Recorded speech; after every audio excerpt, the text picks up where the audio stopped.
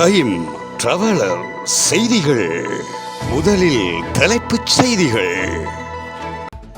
இஸ்லாமியர்களிடம் மன்னிப்பு கோருகின்றேன் ஜனாதிபதி ரணில் விக்ரமசிங்க. ஜனாதிபதி மன்னிப்பு கோர வேண்டும் எதிர்க்கட்சி தலைவர் சஜித் பிரேமதாச. சுற்றுலாத்துறையில் வடக்கு கிழக்கு திட்டமிட்டு புறக்கணிப்பு சாணக்கியன். பாலின சமத்துவம் தொடர்பான சட்டமூலத்தை அனுமதிக்க முடியாது. பொது வேட்பாளர் விவகாரம் தொடர்பாக கலந்துரையாடல்கள் முன்னெடுப்பு. உத்தேச வாடகை வரி அனைத்து வீடுகளுக்கும் அறவிடப்படும் என்பதே IMF-இன் நிபந்தனை. தமிழக மீனவர்களை விடுவிக்குமாறு ஜெய்சங்கருக்கு முதல்வர் கடிதம். நீட் தேர்வை மக்கள் ஏற்றுக்கொண்டிருக்கின்றார்கள். தமிழிசை சவுந்தரராஜன். அமெரிக்கர்களை மணந்த அகதிகளுக்கு நிரந்தர குடியுரிமை ஜோ பைடன் அறிவிப்பு. தென் பாலின திருமணத்திற்கு தாய்லாந்து அரசாங்கம் அனுமதி. தொடர்வென விரிவான செய்திகள். கோவிட்-19 கொரோனா காலத்தில் இஸ்லாமியர்களின் உடல்கள் எரிக்கப்பட்டமைக்கு மன்னிப்பு கோருவதாக ஜனாதிபதி ரணில் விக்ரமசிங்க குறிப்பிட்டுள்ளார். நாடாளுமன்றத்தில் விசேட உரையாற்றும் போதே அவர் இவ்வாறு குறிப்பிட்டார்.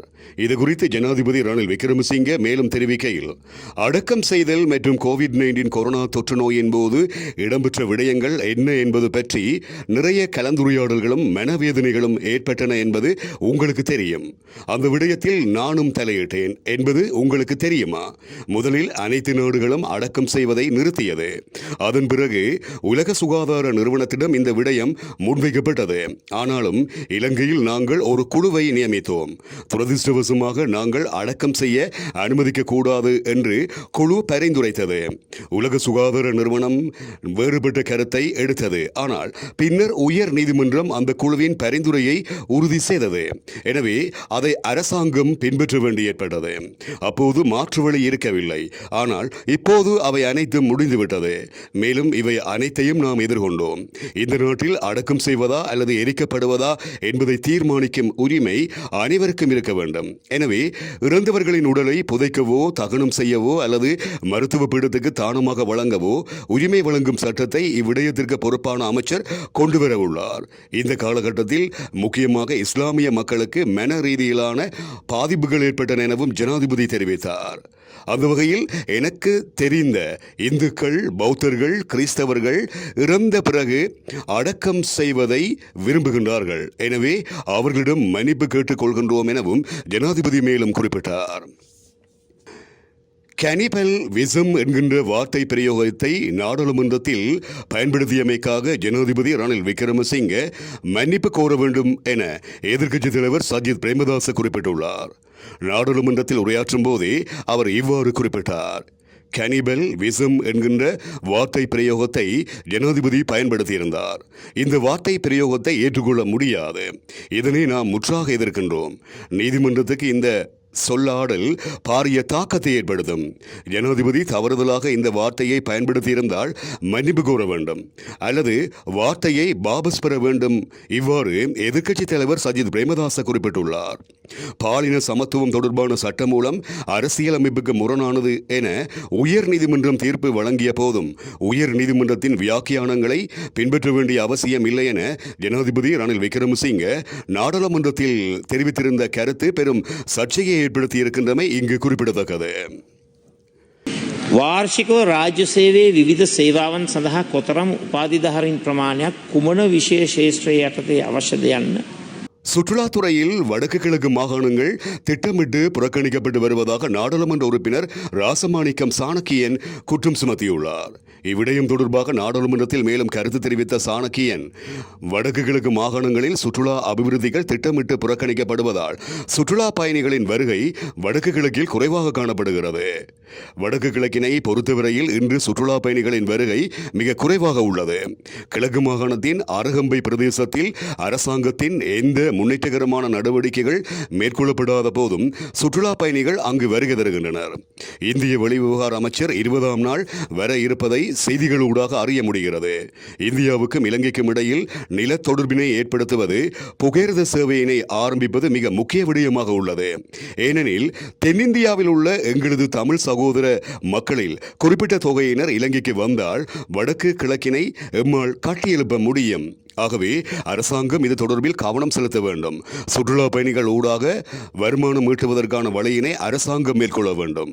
மாகாண சபைகளுக்கு அதிகாரம் வழங்க வேண்டும் என தொடர்ச்சியாக கூற காரணம் நாங்களே எங்களது பிரதேசங்களை கட்டியெழுப்ப முடியும் என்பதால் ஆகும். ஜனாதிபதிக்கு தமிழ் மக்களின் ஆதரவு கிடைக்க வேண்டுமாயின் அவர் தமிழ் மக்களுக்கு கூறும் சில விடயங்களையாவது செய்ய வேண்டும். இவற்றினை மேற்கொள்ளாது செயற்படுவதனால் தமிழ் மக்களை ஏமாற்றுவதனையே தனது நோக்கமாக கொண்டுள்ளார் என்பதையே நாங்கள் எண்ண முடியும் எனவும் சாணக்கியன் இவ்வாறு மேலும் குறிப்பிட்டார். வடக்கையும் கிழக்கையும் பொறுத்தளவிலே இன்று சுற்றுலா பயணிகளுடைய வருகை மிகவும் குறைவாக இருக்கு. கிழக்கு மாகாணத்தை பொறுத்தளவிலே அருகாம்பே என்ற பிரதேசத்திலே அது ஒவ்வொரு வருடமும் அரசாங்கத்துடைய எந்த முயற்சியும் இல்லாமல் தொடர்ச்சியாக சுற்றுலா பயணிகள் அந்த சர்ஃபிங் செய்யறதுக்கு வருவார்கள். ஆனால் வடக்கிலையும் கிழக்கிலையும் இருக்கும் ஏனைய மாகாணங்களை பார்த்தால் போக்குவரத்து இன்று பிரதானமான பிரச்சனையாக இருக்கின்றது. பாலின சமத்துவம் தொடர்பான சட்டமூலத்தை அனுமதிக்க முடியாது என நாடாளுமன்ற உறுப்பினர் எம் ஏ சுமந்திரன் குறிப்பிட்டுள்ளார். நாடாளுமன்றத்தில் உரையாற்றும் போதே எம் ஏ சுமந்திரன் இவ்வாறு குறிப்பிட்டார். அவர் மேலும் தெரிவிக்கையில், இணையவழி பாதுகாப்பு சட்டம் மூலம் நீதிமன்ற வியாக்கியானத்தை மீறியே நிறைவேற்றப்பட்டது. இரண்டாவது தடவையாக நேற்றும் மீறப்பட்டுள்ளது. நீதிமன்ற வியாக்கியானங்களை பின்பற்ற தேவையில்லை என ஜனாதிபதி சபையில் குறிப்பிட்டிருக்கின்றார். தற்போது ஜனாதிபதியின் பதவிக்காலத்தை மேலும் ஒருவரிடம் நீடிப்பதற்கு ரணில் விக்ரமசிங்கே நடவடிக்கை எடுக்கின்றார். 19வது திருத்த சட்டத்தில் உள்ள சரத்தின்படி முயற்சிக்கின்றார். ஜனாதிபதி உயர் நீதிமன்றத்தின் தீர்மானங்களுடன் ஒத்துப்போகாமல் தனியாக இயங்க முற்படுகின்றார். இதற்கு நாடாளுமன்றத்தில் 3/2 பெரும்பான்மை தேவை என்பதால் நாடாளுமன்ற உறுப்பினர்களுக்கு லஞ்சம் வழங்கி தனது பதவிக்காலத்தை அதிகரிக்க முற்படுகின்றார். அத்துடன் கனிபல் விசம் என்கின்ற சொல்லை ஜனாதிபதி பயன்படுத்தி இருக்கக்கூடாது. அரசியலமைப்பின் தீர்மானங்களுக்கு உட்பட்டால் மாத்திரமே சட்டமூலங்களை சட்டமாக்க முடியும். இவ்வாறு எம் ஏ சுமந்திரன் மேலும் குறிப்பிட்டார். The President is actually occupying a space to complete the term of President Gotabaya Rajapaksa, which was for 5 years. In case Supreme Court determines that bill also to require a referendum in addition to a 2/3 majority, the President is now paving the way not to comply with that determination that might come.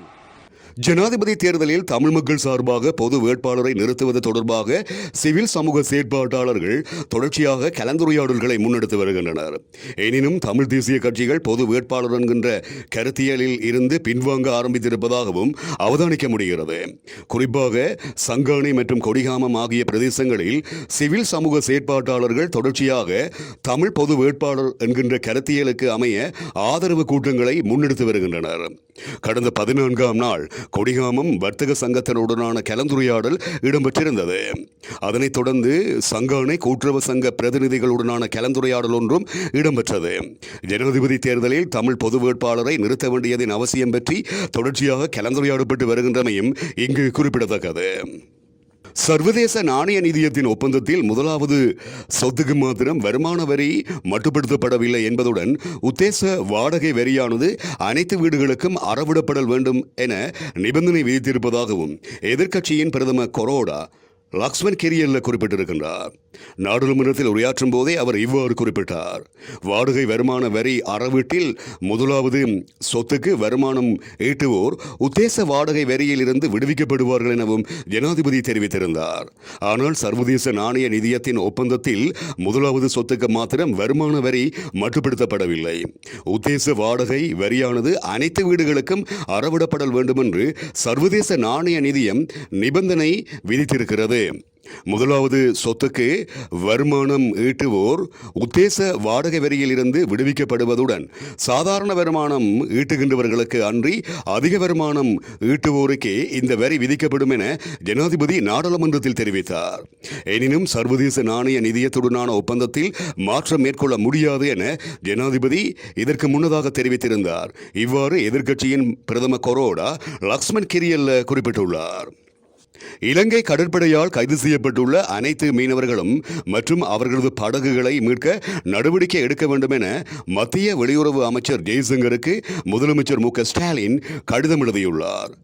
குறித்த கடிதத்தில் புதுக்கோட்டை மாவட்டம் கோட்டைப்பட்டினம் மீன்பிடி துறைமுகத்தில் இருந்து இழுவை மடி படகில் மீன்பிடிக்க சென்ற தமிழ்நாட்டை சேர்ந்த 4 மீனவர்கள் இலங்கை கடற்படையினரால் நேற்று கைது செய்யப்பட்டு அவர்களது மீன்பிடி படகுகளும் கைப்பற்றப்பட்டிருப்பதை சுட்டிக்காட்டியுள்ளார்.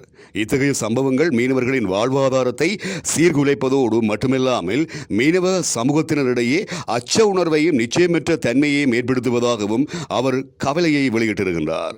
இலங்கை அரசாங்கத்தின் கட்டுப்பாட்டில் தற்போது 15 மீனவர்களும் 162 மீன்பிடி படகுகளும் உள்ளதாக கடிதத்தில் சுட்டிக்காட்டியுள்ளார். எனவே இலங்கை கடற்படையினரால் கைது செய்யப்பட்டுள்ள தமிழ்நாட்டு மீனவர்களையும் அவர்களது மீன்பிடி படகுகளையும் உடனடியாக விடுவிக்க உரிய தூதரக நடவடிக்கைகள் ஊடாக இலங்கை அரசாங்கத்தை வலியுறுத்த வேண்டும் என்று முதலமைச்சர் மு க ஸ்டாலின் மத்திய வெளியுறவுத்துறை அமைச்சர் ஜெய்சங்கரை தனது கடிதத்தில் கேட்டிருக்கின்றார். நீட் தேர்வை அனைத்து மக்களும் ஏற்றுக்கொண்டிருக்கின்றார்கள் என பாரதிய ஜனதா கட்சியின் மூத்த தலைவர் தமிழிசை சவுந்தரராஜன் குறிப்பிட்டுள்ளார். சென்னையில் இடம்பெற்ற செய்தியாளர் சந்திப்பிலேயே அவர் இவ்வாறு குறிப்பிட்டுள்ளார். இதன்போது தமிழ்நாட்டில் நீட் தேர்வு ஊடாக பல மாணவர்கள் பயனடைந்து வருகின்றார்கள் எனவும் நீட் தேர்வை அனைவரும் ஏற்றுக்கொண்டிருக்கின்றார்கள் எனவும் இது ஏழை மாணவ மாணவிகளுக்கு நம்பிக்கைக்குரிய தேர்தலாக இருந்து வருகிறது எனவும் அவர் குறிப்பிட்டுள்ளார்.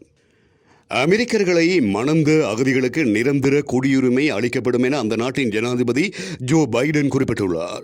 இதுகுறித்து வெள்ளை மாளிகை வெளியிட்டிருக்கின்ற அறிக்கையில் உரிய ஆவணங்கள் இல்லாமல் நாட்டில் தங்கியிருப்பவர்கள் அமெரிக்கர்களின் கணவர் அல்லது மனைவியாக இருந்தால் அவர்கள் நிரந்தர குடியுரிமை கோரி விண்ணப்பிக்க முடியும் எனவும் தெரிவிக்கப்பட்டிருக்கிறது. மேலும் அவ்வாறு விண்ணப்பிப்பவர்கள் அமெரிக்காவில் குறைந்தது 10 ஆண்டுகள் வசித்திருக்க வேண்டும் எனவும் தெரிவிக்கப்பட்டிருக்கிறது. தன்பாலின திருமணத்துக்கு சட்டப்பூர்வ அனுமதியை தாய்லாந்து அரசாங்கம் வழங்கியுள்ளது. இதனூடாக தன் பாலின திருமணத்துக்கு அனுமதி அளித்துள்ள முதல் தென்கிழக்கு ஆசிய நாடாக தாய்லாந்து அறிவிக்கப்பட்டிருக்கிறது. இதற்கான சட்ட மசோதாவை அந்த நாட்டின் செனட் மேல் சபை உறுப்பினர்கள் வாக்கெடுப்பின் ஊடாக நிறைவேற்றினர். இந்த நிலையில் அரசாங்கத்தின் குறித்த அறிவிப்பை அடுத்து தன்பாலின ஆர்வலர்கள் மற்றும் LGBT சமூகத்தினர் ஒன்று கூடி வானவில் கொடியை காற்றில் பறக்கவிட்டு தங்களது மகிழ்ச்சியை வெளிப்படுத்தினர். மேலும் இது வரலாற்று சிறப்புமிக்க ஒரு தருணம் என்றும் அவர்கள் குறிப்பிட்டிருக்கின்றார்கள். இத்துடன் டைம் டிராவலர் செய்திகள் நிறைவடைகின்றன.